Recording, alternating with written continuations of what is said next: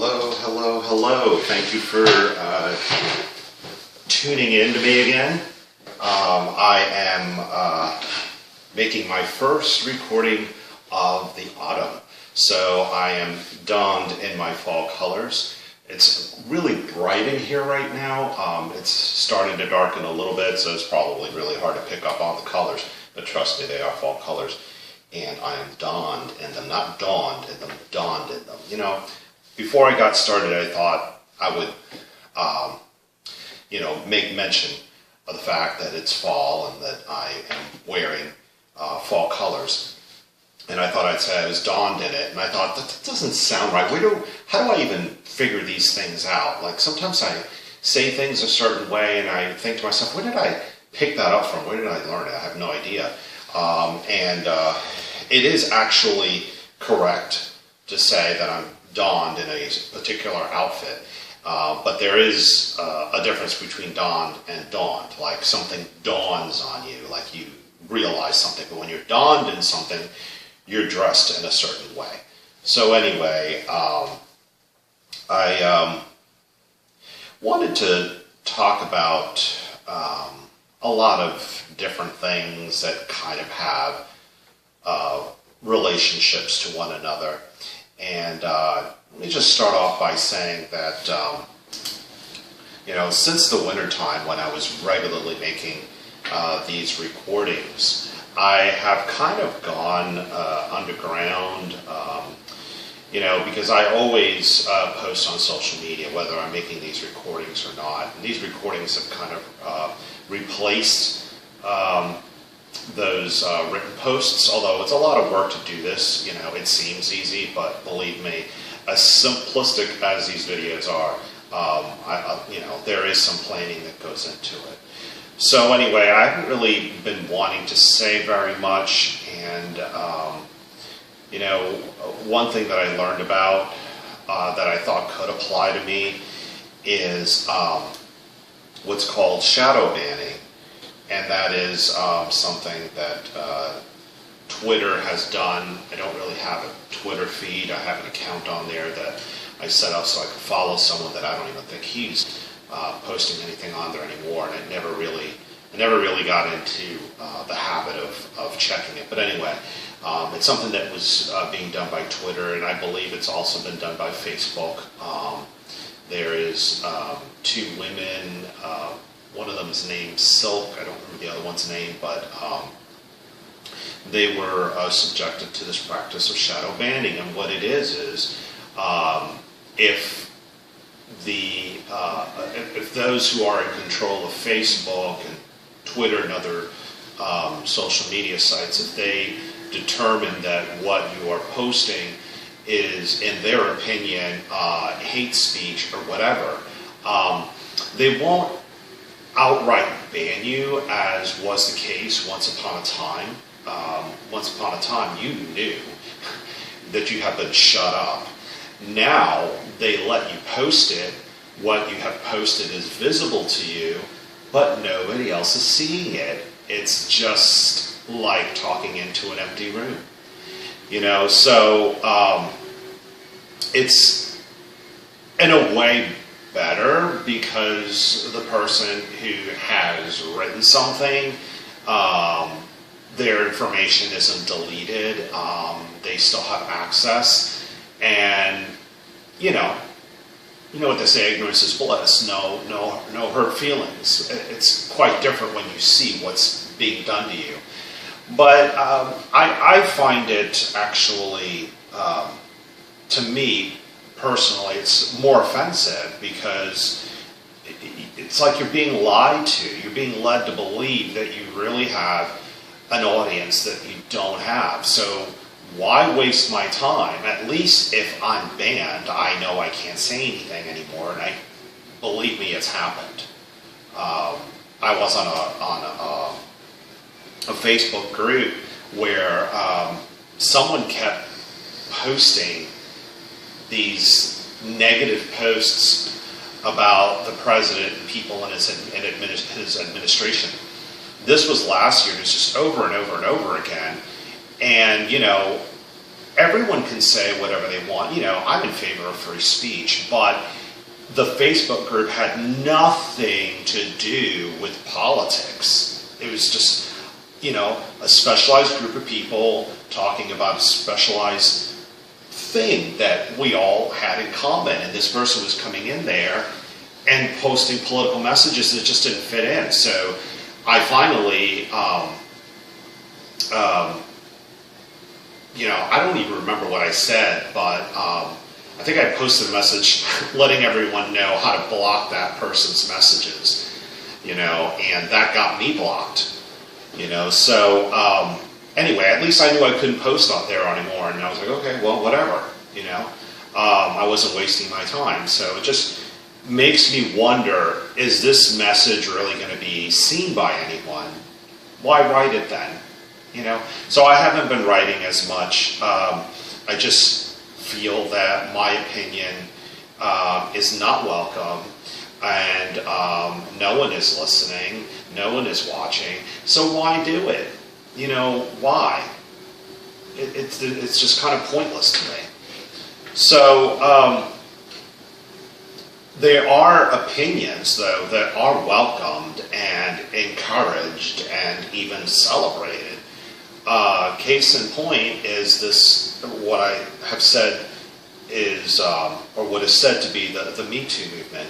People who have been sexually assaulted, abused, whatever you want to call it, and they're being encouraged to come out and talk about it.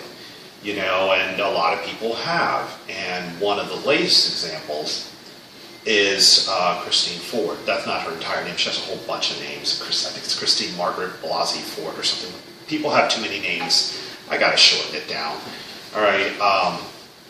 Oh, those names are not necessary. So anyway, she's made a sexual allegation complaint against the current Supreme Court nominee, Brett Kavanaugh. I brought this up the last time I spoke to you, and I had said that his nomination was going to be voted on, and that should have already happened, and it was a done deal. Little did I know that this allegation would continue exploding in media, and it has, and now the date has been postponed. And I believe it's a delay tactic, and the reason why I believe that it is that this is a woman, you know, maybe she was, I don't know, maybe she was sexually harassed by Brett Kavanaugh, but it allegedly happened when they were in high school, like 36 years ago. People, please, there needs to be a statute of limitations on these things. You know, we're very different people as adults than we were when we were in high school. I mean, you really can't hold somebody responsible for something they did in high school. I mean, I never did anything like that. I know a lot of people wouldn't do anything like that at any point in their lives, but you know, I believe in redemption, and people change over time, and they lead good lives, and he may very well have. But I still think it's important that we hear from this woman and hear what he has to say on the matter. But again, it's happened a very long time ago, and if she wants to be heard, she should be heard. The thing is that she wrote a letter. The letter, I believe, was received by Dianne Feinstein, California. I believe she's a senator. If not, pretty sure she's a senator. But anyway, it was received in July. So now that the vote's about to happen in the 11th hour, this information is disclosed by, is leaked. I don't even think it was disclosed by Dianne Feinstein herself, but it was leaked, and it was leaked really close to the time it was going to be voted on. So it just seems like a delay tactic, and that's just really despicable, because here's a woman who wrote a letter in July. She should have been heard then, but now this information is being disclosed right at the time everybody's about to vote. So how does that look? You know, I don't really fault this woman for what's going on now. I think it's just some politicians are exploiting her complaint to try to delay this vote, and it's just wrong. But I think, you know, people like me see what's going on in society, and they're not willing to speak their mind anymore. You know, I think that sometimes I do say things that are seen and heard, but, you know, while some people may not agree with me, and if they did, I'd be happy to hear their point of view. I mean, I can be persuaded. You know, it takes a while sometimes, but if you make a good argument, I can be persuaded. But I believe that those who do agree with me are not willing to say so because they're afraid. They're afraid of being attacked. And it's just happened. I mean, it's gotten really bad. I don't know that if I talked about it, but last year there was some type of practice game, a Republican practice game. It was all Republicans who were playing baseball or softball. I didn't even know this was something they did. But some crazed lunatic came out there and started shooting people. And recently in California, there was some candidate for some elected office who got attacked with a switchblade. I mean, this guy whipped out a knife, and it kind of malfunctioned. He couldn't get the blade to pop open, but he was going to attack this Republican candidate, and he had to be restrained. So, you know, right now we have a Republican for president. I saw a lot of lunacy when George W. Bush was president. It wasn't this bad, but it was bad. And things kind of calmed down when Barack Obama was president because the loony people had their candidate as their president. And as our president, he was everyone's president. And those of us who were, you know, who were disappointed by his election still accepted it. But, you know, our current president isn't being accepted. And I hate to say this, you know, and please don't misunderstand me. God forbid something happens to him. But I really believe his life is at stake because there's just a lot of crazy people out there doing crazy things. You know, they do this to this no-name person that, I mean, outside of California, no one knows who he is. Steve Scalise, the person that got attacked, who got shot at the baseball game and nearly died, didn't really become a household name until after he was shot at. You know, if these things can happen to these people who are, you know, a lot of them are protected. They have bodyguards and all that. I mean, it can happen to us. You know, over the summer we had Maxine Waters telling people that members of the Trump administration should be confronted, you know, and she didn't say attack them, but she's speaking to, the people that she's speaking to are already somewhat unhinged. And she's got to know that if she says something like that, people like that are going to misinterpret the meaning. And I think she's hoping they'll misinterpret her meaning, and then she can just come out and say, hey, I never told them to attack people. I just told them to push back and confront them. But you can't say things like that. It's irresponsible because people are going bananas, and it's because of the things that they are hearing in the media.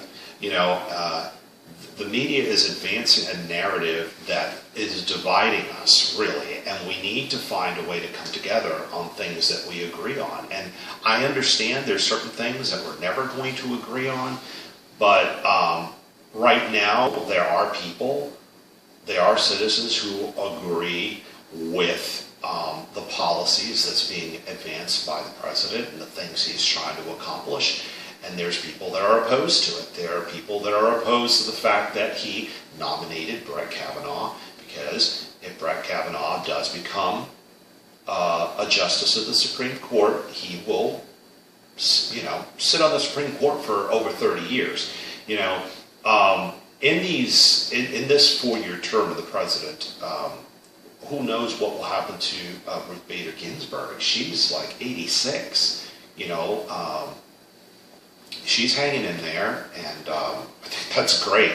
I don't know what it's like to be in your 80s or 70s, but someone who is still working at that age is admirable. But she's eventually going to have to retire. If she doesn't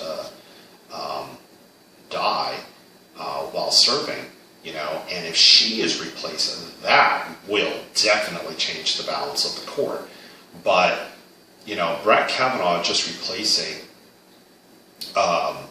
Justice Kennedy doesn't really change anything, because it's just one philosophy replacing the same kind of philosophy, pretty much. But I know it's disturbing that it will keep things the way it is for another 30 years, and I know it's the left's intention to try to jam more left-leaning judges into the Supreme Court. So I understand that, but it's just,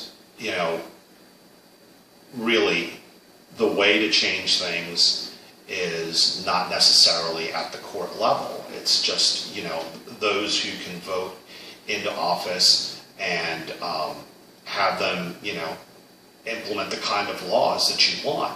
But we all have to vote on it, And so those of you that don't agree with the president, and you have to start convincing people. And you don't convince people by shouting them down, preventing them from speaking. You got to hear them out, and you got to let them know why your ideas are better. And hopefully enough people will start agreeing with you. I've been saying this over and over again, and I'm sorry I'm beginning to sound like a scratched record. But it's really frustrating that we can't have an open, free dialogue and just share one another's ideas. I think life would be so much better. But anyway, as always, I want to thank you for your time. I want to thank you for listening and watching and agreeing. And if you don't agree, then I want you to continue watching, and you'll see eventually you will. And that's it for today. Thank you.